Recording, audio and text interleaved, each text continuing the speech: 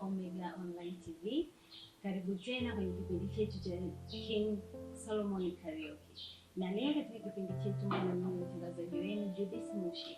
Na katika studio zetu leo tumetembelewa, ni tofauti kidogo na tulivyozoea kwamba tunatembelewa na mwimbaji, lakini leo tumetembelewa na mwalimu wa muziki.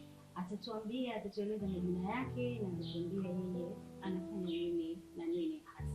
Karibu sana mtumishi. Asante sana. Mtumishi na mwalimu. Ya, hujakosea, pia ni mtumishi pia na mwalimu. Karibu sana. Asante sana. Asante sana. Kwa majina yako unaitwa nani? Mimi naitwa Mwalimu Ernest Justice Kitupa. Mwalimu Ernest. Yes. Karibu sana kwenye studio zetu. Asante sana. Na Omega. Asante sana. Umesema wewe ni mwalimu. Yeah. Unajua studio zetu hapa tumezoea kuita watu waimbaji sana. Ndiyo. Lakini wewe umekuja kitofauti kidogo, wewe ni mwalimu. Je, No. Ni mwalimu na ni mwimbaji au ni mwalimu tu peke yake? Na ni mwalimu wa nini? Asante sana. Kwanza mimi ni mwalimu wa muziki. Okay. Ni mtumishi pia kama hujakosea. Nilivyosema ni mtumishi. Yes. Ni mtumishi na ni mwalimu pia wa muziki na ni mwalimu wa kwaya pia. Okay. Wa kwaya. Kwa hiyo nafundisha kwaya na pia kwa sababu labda niseme kwa nini nimesema mtumishi. Nimesema mtumishi kwa sababu mwalimu kama mwalimu, kwa mfano kama jina mlivyoita Mfalme Daudi pale, kwamba huwezi ukatunga wimbo kama huwezi kusoma Biblia. Kwa hiyo kwa sababu unafundisha na hiki kipindi labda kinainjilisha, na mwalimu pia anafundisha nyimbo. Kama mtunzi lazima anatunga nyimbo na pia anawapelekea labda waimbaji wakaweza kuimba vizuri ili kwa ajili ya kuinjilisha injili ili iweze kuenea. Kwa sababu injili kuna wachungaji, kuna wainjilisti na waimbaji pia wapo, ni watumishi pia. Kwa hiyo na sisi pia tunaofundisha ni watumishi pia ambao tunaujenga mwili wa Kristo kwa pamoja. Okay, na kipaji hichi cha uandishi, walimu kilianzia wapi? Kwa kweli labda niseme hivi, Yeremia kabla hakuumbwa tumboni mwa mama yake, kuna kitu Mungu amemwambia. Kwa hiyo hiki kitu huaga kila mmoja wapo, kuna kitu ambacho Mungu anampa. Na hichi kitu ambacho Mungu anakupa huaga kinakuwa ni cha kipekee. Wewe una kitu chako ambacho Mungu amekupa, ambacho kikifanya kwa usahihi Mungu anapata utukufu. Kwa hiyo hata mimi kama mwalimu nikifanya kitu changu kwa usahihi Mungu anapokea utukufu. Kwa hiki kitu kilianzia mwanzoni kabisa tangu utoto kimeanzia huko. Lakini pia inawezekana ukawa na kitu, lakini kile kitu ili ingalau kiweze kuwa standard lazima ukikuze. Sasa katika kukikuza maana yake lazima kuna ustadi wa kukifanya. Na nukuu maandiko fulani hivi anasema kwamba imbeni kwa akili. Anasema nitaimba kwa akili, nitaimba katika roho. Niko na kwa ustadi pia. Akili Mungu amekupa. Roho Mungu amekupa. Ustadi tunaupata kwa kutupitia mafunzo. Kwa hiyo uweze ukapata ustadi lazima ufundishwe. Lazima nikwambie kwamba hiki ni kinanda, hiki kinaitwaje, hii ni key fulani, inafanya hivi na hivi na hivi, ili uweze kujua. Kwa hiyo ustadi lazima ujifunze. Kwa hiyo kama mwalimu kwa hiyo hivyo vitu Mungu amemuumba mtu pamoja na hivyo vitu vikiwemo unavijazia. Kwa hiyo ukiwa shuleni kama shuleni unapiga sana.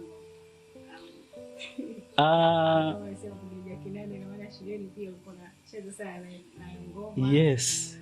Kwa sababu tukiingia katika tasnia ya muziki, tunasema kwamba muziki ni nini? Muziki ni arrangement au ni mpangilio wa sauti za binadamu, lakini pia na wa ala. Sasa hizi ala zimegawanyika katika makundi tofauti. Kuna ala za kugonga, kuna ala za kupuliza kama tarumbeta, kuna ala za kugonga ni kama hizi ngoma, kuna instrumenti kama hizi. Kwa hiyo kuna makundi kama 8 hivi ya ala za muziki. Kwa hiyo unapojifunza unaweza kuyajua na kuweza kujua kwamba hivi ninapiga muziki. Hata hii muziki tukisema muziki ni una aina tofauti. Kuna aina kuna aina nyingi za muziki duniani. Kwa hiyo huwezi ukajua kwamba ule ni mziki wa aina gani kama hujajifunza. Kwa hiyo lazima ujifunze ili uweze kujua huu ni mziki wa aina gani. Asante sana.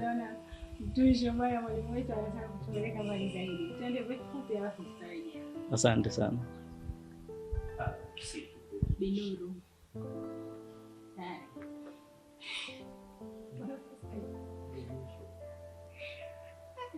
Ndio tumerejea. Kwa hiyo kinanda una play vizuri kabisa, unapiga vizuri kinanda. Yes. Ni aina ngapi za hivi vitu unapiga? Yaani kinanda, maybe tarumbeta, ngoma. Aina ngapi za muziki unapiga? Sasa hizo sio aina za muziki.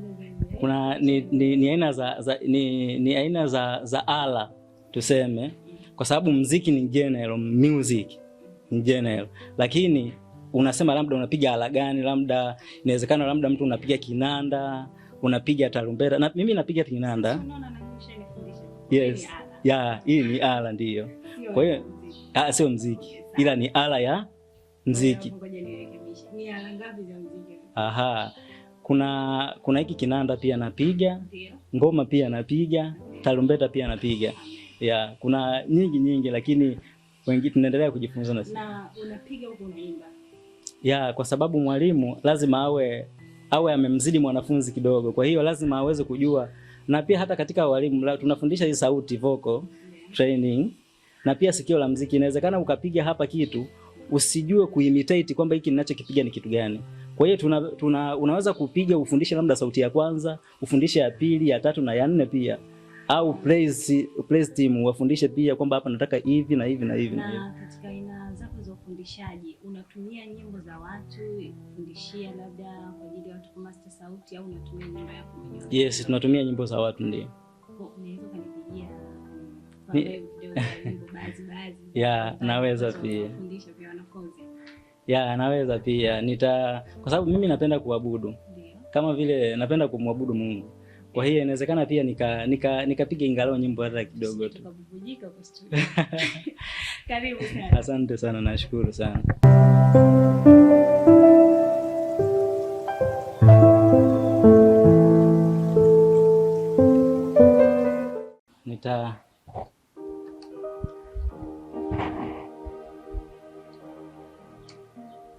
Hii nyimbo ambayo ninaipiga hapa ni kwamba unapoanzisha jambo kama hilo jambo limeanzishwa na Mungu, hakuna mwanadamu ambaye anaweza kulizuia. Hata yatokee mambo gani, lazima uamini wakati Mungu akikuita kuna kitu anakupa cha kipekee. Kwa hiyo kitu cha kipekee ukishikilia vizuri, hakuna mwanadamu ambaye anaweza kukistop. Amen. Amen. Amini neno lake alilosema nawe, hata akawie, ni kweli atatimiza. Amini neno lake alilosema nawe, hata akawie, ni kweli atatimiza. Japo sisi twabadilika, Mungu ni yule yule, jana hata leo. Mungu wetu ni yule yule. Amini neno lake alilosema nawe, hata akawie, ni kweli atatimiza.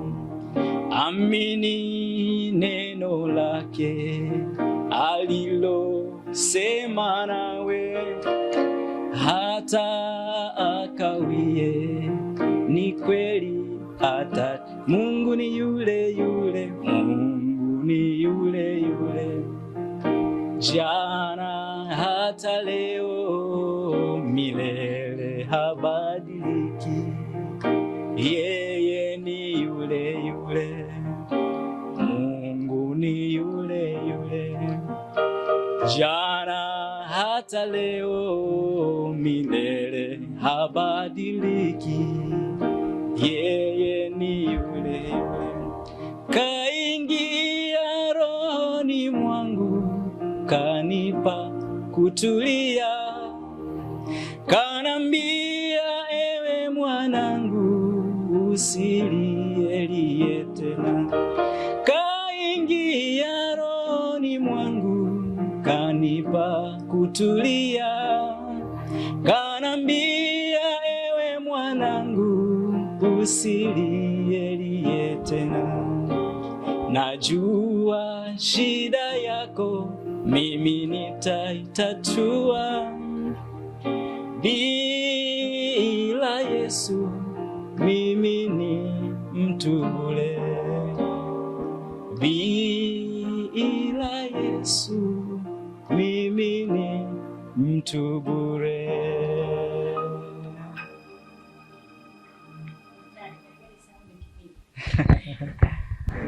Asante sana. Ni hatari sana. Wapenzi watazamaji, kama mlivyoona na mlivyofikia wenyewe kwamba mwalimu wetu hapa ametupigia nyimbo mbili tofauti. Umewezaje kuingia kutoka kwenye nyimbo moja kuingia kwenye nyimbo mbili? Asante sana. Sasa unaposema hivyo umewezaje, maana yake unaingia katika suala la kiutaalamu zaidi. Kwa hiyo unahitaji kufundishwa uweze kujua. Kwa hiyo sio kitu kigumu, lakini kitu kinakuwa kigumu kama hukijui, lakini ukifundishwa ni kitu kirahisi sana. Kwa hiyo ni rahisi sana kuweza kujua. Kwa hiyo lazima uweze kupitia, kama unahitaji labda kujifunza kupiga, au unahitaji kuimba, au unahitaji kupiga chombo tu fulani. Kwa hiyo sisi tunaweza kuwezesha hivi vitu. Nitegemea nyimbo ya kwanza umalize ustop utafute kingine uje nyimbo ya pili. Sasa asante sana. Hilo ni swali lingine. Maana yake ni kwamba nilikuwa ninaimba nyimbo ya kuabudu. Na unapoingia katika nyimbo hizi za kuabudu, huaga huimbi tu. Hapo tunaimba nyimbo la sawa, imepigwa na mtu, tumeimba. Lakini hiyo nyimbo ili uimbe vizuri, lazima ina connect vitu vitatu. Lazima hiyo nyimbo uimbe kwa roho, na uimbe kwa akili, na kwa ustadi pia. Akili ni hiyo kwamba imeniambia kwamba hapa ni stop, ni akili. Lakini ustadi pia ni kuweza kujua kwamba hapa nimepiga kitu gani, na kuimba pia. Kwa hiyo unapoimba unajua, kwa mfano nimeimba hii nyimbo inayosema nini? Amini neno la Mungu. Amini, yani maana yake mimi namwamini Mungu. Kwa hiyo naliamini neno lake pia. Neno lake ni Yesu. Kwa hiyo namwamini Yesu. Kwa hiyo nikiimba hiyo neno, amini neno lako, ninamwamini kwamba Yesu ukimwambia kitu chochote anaweza kukifanya. Kwa hiyo ninaimba kile ambacho ni uhalisia. Na kama mtu anataka kuja yani anatamani sana ajifunze kupiga piano, kitu cha kwanza anatoka kwenye akili yake akili. Sasa kuna mawili. Ukitaka kujifunza kinanda, inawezekana labda unataka kujifunza kinanda, labda umemuona labda mtu fulani anapiga kwamba natamani nipige kama yeye. Lakini kuna kule kuhitaji kutoka ndani kwamba hiki kitu ninatamani kujifunza. Kwa hiyo lile tamanio la ndani ndio litakusukuma wewe kufanya hicho kitu. Je, kama unataka ujifunze, ukijifunza tu unaweza. Unapewa kanuni, unajifunza. Lakini pia kuna mtu mwingine anatamani pia hata yuko peke yake labda nyumbani. Anatamani pia hata na familia yake. Anatamani labda amenunua kinanda chake pale. Anatamani labda asifu au aabudu pamoja na familia yake. Kwa hiyo ili kuweza kufanya hivyo, maana yake lazima anajifunza. Kwa hiyo anapokuwa pale, anaabudu na familia yake. Na katika ufundishaji wako wa kinanda, ufundishaji wako unafundisha wanafunzi kuimba praise, kuimba nyimbo za kwaya, unafundisha rika gani na rika gani? Au unachagua labda watu peke yake wadogo, wanafundisha watu wengine, au unafundisha rika zote? Mimi nafundisha rika zote. Kuna watu wazima, kuna pia watoto. Watoto tu tunafundisha watoto. Kwa sababu hasa hii tunaita kuna kitu tunaita mobile class. Kwa hiyo uwaga wakati mwingine tunatumia hivyo vitu. Wakati mwingine inawezekana ukamfundisha mtu au ukaenda inategemea na idadi ya wanafunzi ambao unawapata. Kwa hiyo wakati mwingine huaga tunawafundisha, mwingine anataka watoto wake, mwingine anataka yeye mwenyewe. Kwa hiyo kulingana na namna ambavyo tunafanya mazungumzo, tunaweza kufanya hiyo huduma pia. Na kwa uzoefu wako kati ya watoto na watu wazima, ni wapi wanaowahi kumaster sana kupiga kinanda? Katika mastering ya kinanda, kwa sababu hiki kinanda hata mimi bado ninaendelea kujifunza. Japokuwa unaniona nimefanya hivi, naendelea kujifunza. Sasa unajua, unapomzungumzia mtu mzima na mtoto, hata akili zao zinakuwa tofauti kidogo. Mtu mzima kwanza ana mambo mengi, kwa hiyo lazima aweze kuangalia ni mambo gani ayapunguza ili aweze kujifunza kinanda. Lakini mtoto ukimwambia fanya hivi, anakifanya kwa bidii zaidi kuliko mtu mzima, kwa sababu hana kitu kingine ambacho anatamani akiwe. Lakini mtu mzima inawezekana anajifunza hapo, anafikiria watoto hawajala, anafanya hicho kitu, anafikiria kwamba kuna kazi ya mtu fulani sijaifanya. Kwa hiyo hizo ni ngumu, kwa sababu kuna vitu vya kuweza kushika kule ili uweze kupiga hichi kinanda. Kwa hiyo lazima kuna tofauti kati ya watoto na watu wazima pia, na ndio maana wao wana muda wao maalum. Ndio maana hicho kitu kama umeamua kutoka ndani, ni inabidi uamue kweli. Kwa hiyo ukikitenga kutoka ndani, utakifanya tu. Ushawahi kusikia kwamba shuleni wanasema kwamba hesabu ni ngumu? Ushawahi kusikia? Lakini hesabu ni rahisi. Sio ngumu, lakini kwa sababu watu wameshatengenezewa kwamba hesabu ni ngumu, kile kitendo, ule ukuta ngumu ndio inakuwa ngumu kweli. Lakini unarahisisha kitu kutoka kwenye akili kwanza kabla hujafanya kitendo. Na hapa ndio tunafikia tamati ya kipindi chetu cha King Solomon Karaoke. Tulikuwa na mgeni wetu studio anaitwa Ernest, mwalimu Ernest, na mimi Rudi Mushi. Tukutane tena wiki ijayo katika kipindi chetu na mwendelezo wetu wa King Solomon Karaoke. Na msikose kutufuatilia katika akaunti zetu za YouTube, TikTok na Instagram kwa jina la Omega Online TV. Gospel without borders. Hadi wakati mwingine. Bye bye.